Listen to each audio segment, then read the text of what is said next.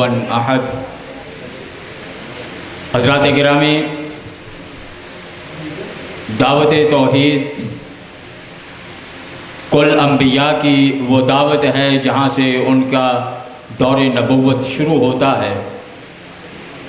لا الہ الا اللہ، لا الہ الا اللہ، یہ کل انبیاء کی وہ دعوت ہے کہ جس کے ذریعے اللہ کی توحید کا لوگوں کو پابند کیا گیا۔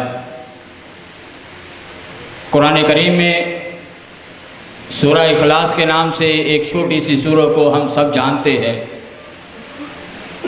مفسرین نے اس کے شان نزول میں یہ لکھا ہے، کفار مکہ محمد کریم صلی اللہ علیہ وسلم کو بے بس اور لاچار کرنے کے لیے جب آئے تو آگے یہ کہنے لگے کہ اے محمد، اگر تو سچا ہے تو اپنے رب کا نسب بیان فرما۔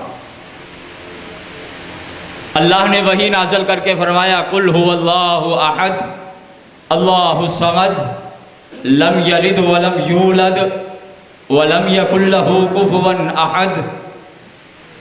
کافروں کے منہ پر یہ محمد کریم کی طرف سے تماچا ہے کہ جس کی الوہیت کی وہ دعوت دیتا ہے، جس کے رب ہونے کا وہ اقرار کرتا ہے، جس کو وہ کل کائنات کا حاجت روا اور مشکل کشا سمجھتا ہے، اس کا سب سے بڑا خاصہ یہ ہے کہ اس کا نسب نہیں ہے، اور کل امت کو سمجھا دیا کہ جس کا نسب ہے وہ الوہیت پہ جا نہیں سکتا، اس کو الہ تصور ہی نہیں کیا جا سکتا۔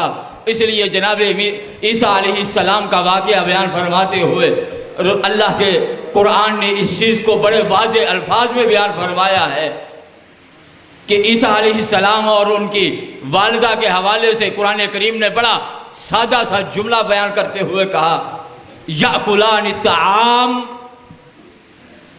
کہ لوگوں عیسیٰ علیہ السلام کو الوہیت کے درجے پہ پہنچانے والوں، عیسیٰ اور اس کی ماں کھانا کھاتے تھے۔ ایک لفظ کے اندر بتا دیا، جس کو کھانے کی حاجت ہے، کھانے کا ایک نوالہ اپنے منہ تک پہنچانے کے لیے وہ 20 وسائل کا محتاج ہے، اناج کے اگنے کا، اس کے پکنے کا، تیار ہونے کا، اپنے سامنے رکھنے کا، اور پھر کسی نہ کسی وسیلے سے اس کو اٹھا کے اپنے منہ میں ڈالنے کا، اور پھر منہ کے ذریعے اس کو اپنے معدے میں لے جانے کے لیے وہ 20 چیزوں کا محتاج ہے۔ جو ایک نوالے کے لیے اتنا محتاج ہے وہ الوہیت کے درجے پہ نہیں جا سکتا۔ حضرات گرامی، اس دعوت توحید کا خلاصہ یہ ہے کہ کبھی الگ سے بیٹھ کے ترجمے والا قرآن لے کے بڑے اہتمام کے ساتھ صرف اس سورہ کی تلاوت کر لیجئے، قل هو اللہ احد اللہ الصمد لم یلد ولم یولد ولم یکن لہ کفوا احد۔